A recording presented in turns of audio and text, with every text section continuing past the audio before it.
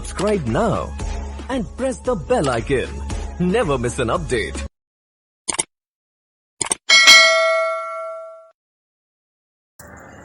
أعوذ بالله من الشيطان الرجيم.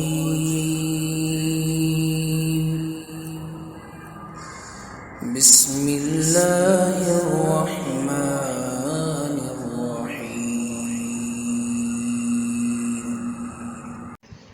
نیاز حسین کے نام سے محرم کے مہینے میں جو کچھ بانٹا جاتا ہے اس کا کھانا حرام ہے، کیونکہ جو چیز اللہ تعالیٰ کے علاوہ کسی کے نام پر ہو تو اس کا کھانا حرام ہے۔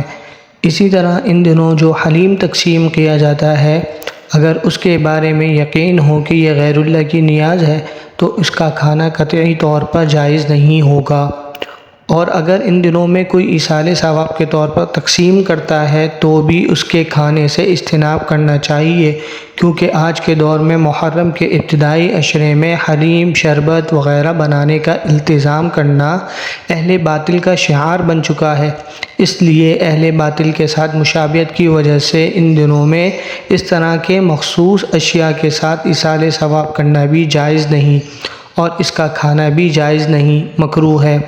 قرآن کریم میں باری تعالیٰ کا ارشاد ہے، اعوذ باللہ من الشیطان الرجیم، بسم اللہ الرحمن الرحیم، انما حرم علیکم المیتۃ والدم ولحم الخنزیر وما اہل بہ لغیر اللہ۔